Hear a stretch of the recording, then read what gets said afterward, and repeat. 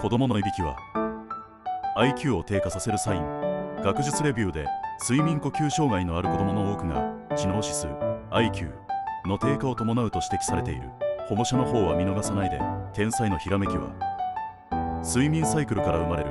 感情的な問題解決はレム睡眠が、論理的な学習はノンレム睡眠が担当。両方が揃って初めて最高のパフォーマンスが生まれる。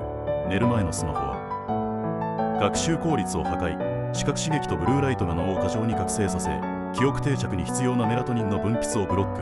昨日の勉強は残念ながら水の泡です。